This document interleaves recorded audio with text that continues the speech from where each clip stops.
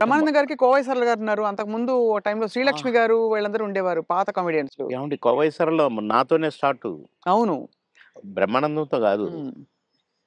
నాతోనే స్టార్టు చాలా సినిమాలు. ఆ తర్వాత బ్రహ్మానందంతో కొన్ని సినిమాల్లో వేసింది. హ్మ్. కానీ నాతోనే ఎక్కువ సినిమాలు. హ్మ్. హ్మ్. మా ఇద్దరికి టగ్ ఆఫ్ వార్‌గా ఉండేది. అవును. కోవైసర్లని హ్మ్. చాలా ఉన్నాయి. చాలా సినిమాలు, చాలా క్యారెక్టర్‌లు ఉన్నాయి మా ఇద్దరివి. కానీ హైలైట్ ఏంటంటే మీరి సౌందర్య గారిది డ్యూయెట్. అది ఆకాశం అంత. 365వ రోజు సెకండ్ షో హౌస్‌ఫుల్ చూసా. అవును. 365వ రోజు. ఇంకా 100 రోజులు ఆడొద్దు సార్. మాకు కొన్ని కమిట్మెంట్ ఉండి రేపు తీసేస్తున్నాం. హ్మ్. 365 రోజులు అయిపోయింది కదా! అని అన్నారు. అలాంటిది. ఒక పాట ఒక కమెడియన్ చేస్తే 365 రోజులు ఆడటం అంటే చిన్న విషయం. అవును. అంతే గదా! అలాగే ఇంకా కొన్ని సినిమాలున్నాయి. 'సిల్క్ స్మిత్‌తో' 'బావలసయ్య' పాట కూడా పాటతో 100 రోజులు. అవును. 'బువ్వుంటే ఏమో కూరుంటే ఏమో' అని అడుక్కుంటే అది 100 రోజులు. పాటలతో 100 రోజులు ఆడిన సినిమాలంటే ఒక కమెడియన్‌గా అది నాకు గొప్ప గుర్తింపు, గొప్ప ఒక గొప్ప విజయం. అది ఘనత. అవును. ఘనతే. నా అదృష్టం అది. కానీ సార్ సాడ్ థింగ్ ఏంటంటే సిల్క్ స్మిత గారు వెళ్ళిపోయారు. సౌందర్య గారు వెళ్ళిపోయారు. అవును. పాపం. మీకు తలుచుకుంటే బాధైతుంది కదా సార్ చాలా? చాలా. సిల్క్ స్మిత గారు ఎలా ఉండేవారు సార్? చాలా చాలా క్లోజ్‌గా మంచి ఉండేవారు. వ్యక్తి అని అని అని అనేవారు. చాలా, చాలా, చాలా. ఆమె ఎవరిని కేర్ చేయదు. హ్మ్. ఎవరికీ నమస్కారం పెట్టదు. హ్మ్. కాలు మీద కాలేసుకొని కూర్చుంటది. హ్మ్. కూర్చొని కళ్ళద్దాలు మళ్ళీ. హ్మ్. అందరిని చూస్తుంటది ఇట్లా. నేనడిగిన, "బాస్ మీరు నల్ల కళ్ళద్దాలు పెట్టుకుంటారు. కాలు మీద కాలేస్తారు. అది ఎవరొచ్చినా తీయరు. హ్మ్. అంటే మీరు నిద్రపోతారా? లేక అబ్జర్వ్ చేస్తారా?" అని అడిగాను నేను. అయితే, "అది కాదు బాస్. ఫూల్స్ నన్ను చూస్తారు. ఇలా ఇలా చూస్తారు నన్ను. అందుకని నన్ను ఎవడు చూస్తున్నాడా అని గమనిస్తూ ఉంటా నేను కళ్ళద్దాలు పెట్టుకొని" అని చెప్పింది నాకు. మరి హీరోలొచ్చినా కూడా తీయవు కదా! అంటే ఎందుకు తీయాలా? హీరోలొస్తే? యాటిట్యూడ్ మంచి స్ట్రాంగ్. నాతో మాత్రం నన్ను చూడంగానే కాళ్ళు తీసేది. నన్ను చూడంగానే లేచి నిలబడేది. నేనెక్కడ కూర్చుంటే అక్కడికొచ్చి కూర్చునేది. హ్మ్. భలే లైక్ చేసేదండి నన్ను. హ్మ్. గ్రేట్. హ్మ్. Great artist. ఎందుకో సార్ గ్రేట్ మంచి మనుషులు తొందరగా వెళ్ళిపోతారనిపిస్తుంది వాళ్ళందరూ. అంతే. కదా! మంచోళ్ళు తొందరగా అయిపోతారు. కరెక్ట్. హ్మ్. మేము దుబాయ్ పోయినాం ఒక ఫంక్షన్‌కి. హ్మ్. నన్ను బాస్ అని పిలిచేది. హ్మ్. బాస్ మనం షాపింగ్‌కెళ్తున్నాం. నేనెందుకు బాస్ నువ్వు లిప్‌స్టిక్‌లయి కొనుక్కుంటావు. నేనేం కొనుక్కోను కదా! నాకొద్దు. నేను రానన్నా. అంటే లేదు నాతో నువ్వు రావాలి. నేను పర్మిషన్ తీసుకున్నా. అంటే పోయినాం. పోతే ఈమేమో కొనుక్కుంది. హ్మ్. సో, బ్లాక్ కళ్ళద్దాలు పెట్టుకొనొచ్చింది బయటికి. నేను అక్కడ అటు ఇటు కూర్చొని అది ఇది ఏదో బాస్ ఎలా ఉంది అంది. సూపర్ అన్నా. సూపరా? నిజంగా సూపరా? అయితే కొనేస్తున్నా. కొనేసేయి అన్నా. పోయింది. కొనేసా అనుకుంటూ వచ్చింది. ఇది మీరు పెట్టుకోండి బాస్ ఒకసారి అన్నది. పెట్టింది నాకు. ఓహ్! సూపర్ అన్నది ఇట్లా పెట్టి. అదేంటి బాస్ నాకు సూపర్ కాదు మీకు సూపర్ నాగా అన్నా. హ్మ్. చాలా బాగుంది. నేను అందుకే కొన్నాను నీకోసం. అన్నదండి. ఆ కళ్ళద్దాలు చనిపోయేదాకా దాచిపెట్టుకున్నాను. మంచిది. చాలా మంచిది. ఆ! అబ్బో! గ్రేట్. కానీ చాలా కష్టాలు, వివాదాలు, ఇక ఇవి పరిస్థితులు. వచ్చినాయిలెండి. అయి కొంచెం కరెక్ట్‌గా ఉన్నోళ్ళకి వివాదాలుంటాయి. హ్మ్. ఈ ఏ ఎండకు ఆ గొడుగు పట్టేటోళ్ళకుండవు.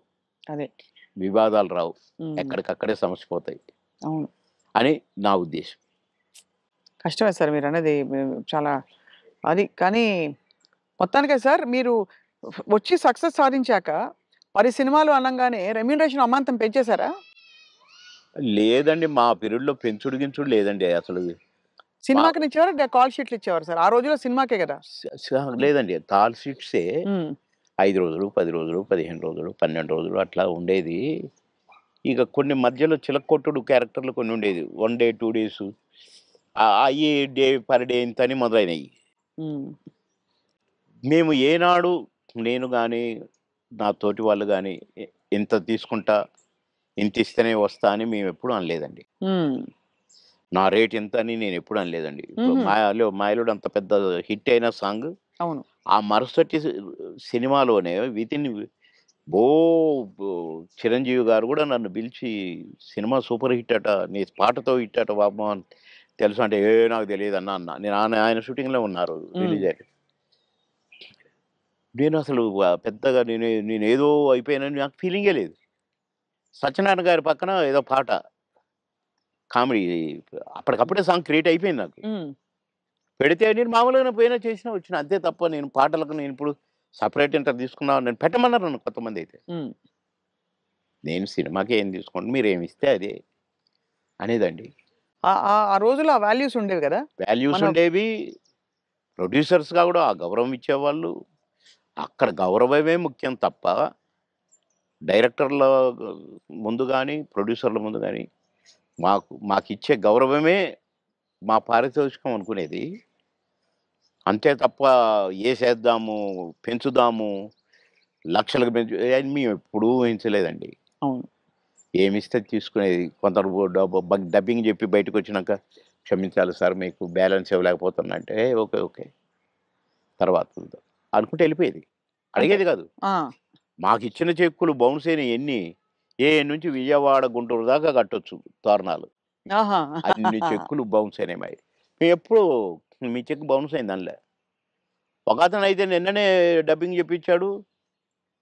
డబ్బులు అడిగితే సార్ మా భార్య పుస్తకంతో ఆడబెట్టి నేను డబ్బులు తెచ్చి సినిమా కంప్లీట్ చేస్తున్నా సార్, రిలీజ్ చేస్తున్నా సార్, ఏం చేయాలి సార్, బిజినెస్ కాలేదు సార్ అంటే, వద్దు మీరేం ఫీల్ కాకండి అని వెళ్ళిపోయినా నేను. పొద్దున్నే వచ్చి ఇంట్లో ఉన్నాడట. మీకోసం ఎవరో వచ్చిండో రోజు, ఎవరంటే ఎవరో ప్రొడ్యూసర్ అట. ఏంటండి అని అంటే, సార్ క్షమించాలి, మీరు నాకు డేట్స్ ఇవ్వాలి సార్. అదేంటి నిన్ననేగా డబ్బింగ్ అయిపోయింది అంటే, ఒక ఆఫర్ వచ్చింది సార్ నాకు, అందుకే మీరు మీ డేట్లు కావాలి నాకు, ఆ రోజులు ఇవ్వండి సార్ చాలు, ఇగో అడ్వాన్స్ కవర్. నిన్న డబ్బులు అనొచ్చుగా, అల్లా ఇగోండి సార్ ఈ సినిమా అడ్వాన్స్ అన్నాడు. ఓకే థ్యాంక్ యూ అన్నా. డోర్ దాకా పోయిండు, బయటికి వచ్చి అక్కడ వెనక్కి తిరిగి, మీరు మహానుభావులు సార్, చల్లగా ఉండాలి, మీరు నిన్నటి డబ్బులు అడుగుతారేమోనని భయంతో వచ్చాను సార్. నేను అడిగితే ఏదో ఒకటి చెప్పుదాం అనుకున్నా సార్, కానీ అసలు మీరు ఆ టాపికే ఎత్తలేదు, మీరు మహానుభావులు సార్ అన్నాడు. ఈ ముక్కజాలయ్య నాకు డబ్బులు కాదు, నువ్వు మళ్ళీ సినిమా తీస్తానని వచ్చావు చూసావు, నువ్వు ఒక మనిషి ఒక సినిమా తీస్తే రోజుకు 200-300 మంది బతుకుతారండి. అవును అంతే కదా. ఒక 100-200 మంది జూనియర్ ఆర్టిస్టులు బతుకుతారు. ఇక్కడ ఈ సినిమాకు సంబంధించిన నటులు, వాళ్ళ అసిస్టెంట్లు, వాళ్ళ మేకప్ మ్యాన్లు బతుకుతారు, డాన్సర్లు, డాన్స్ మాస్టర్లు బతుకుతారు, ఫైట్ మాస్టర్లు బతుకుతారు, ఇప్పుడు ప్రొడక్షన్ డిపార్ట్మెంటు, అటు డైరెక్షన్ డిపార్ట్మెంటు, ఇంతమంది 24 క్రాఫ్ట్స్ మీరు అన్నం పెడతారండి నెల 2 నెలలు. మీలాంటి వాళ్ళు ప్రొడ్యూసర్లు అవుతూ ఉండాలి, సినిమాలు తీస్తూనే ఉండాలి, అందుకనే నేను మీరు అడ్వాన్స్ అనగానే తీసుకున్నాను అన్నా. అట్లా ఇండస్ట్రీ బతకాలని ఆలోచించాలండి. అదొకటే కాకుండా సార్, ఆ రోజుల్లో మానవ సంబంధాలు బలంగా ఉండేవి, వ్యక్తుల్ని పోగొట్టుకోదని. ఇవాళ ఏంటి సార్, రోజుకు 5 లక్షలు 10 లక్షలు ఇట్లా ఉన్నాయి కదా పేమెంట్స్ అన్ని ఇట్లున్నాయి. కానీ గంటల ప్రకారం ఉన్నాయి ఇప్పుడు. గంటల ప్రకారం కదా సార్ గంటలు. నాకు అప్పట్లోనే నేను విన్నానండి, ఎన్టీ రామారావు గారు కానీ కృష్ణ గారు కానీ డబ్బులు ఇవ్వకపోతే ప్రొడ్యూసర్ని అడిగేవాళ్ళు గారట. కృష్ణ గారికి ఒకసారి బ్యాడ్ పీరియడ్ వచ్చిందట. రోజు ఎన్నో సినిమాలు చేస్తూ సంవత్సరానికి 12-15 సినిమాలు హీరోగా చేస్తూ, అందరు హీరోలు 1-2 సినిమాలే చేసేది, ఈయన 12 సినిమాలు 15 సినిమాలు చేసేవాడు కృష్ణ గారు. అలాంటోడు అంటే డబ్బులు అడగడట, ఇస్తేనే తీసుకుంటాడట. అలాంటి ఆయనకు సినిమాలు లేకుంటాయినాయి. అలాంటి ఆయన ఆగిపోయిన సినిమాల ప్రొడ్యూసర్లు కాడికి పోయి ఎందుకు ఆగిపోయిందని తెలుసుకొని, ఎంత అయితే స్టార్ట్ అయ్యిందని తెలుసుకొని డబ్బులు ఇచ్చి, నేను ఇస్తాను, నేను తీస్తా మిగతా సినిమా అని తీసిపెట్టేవాడంట. ఇవన్నీ విన్నాం. అందుకని మాకు ఇచ్చే గింతంత ఇవ్వకపోతే దానికి ఏదో రాద్ధాంతం చేసి, ఆయన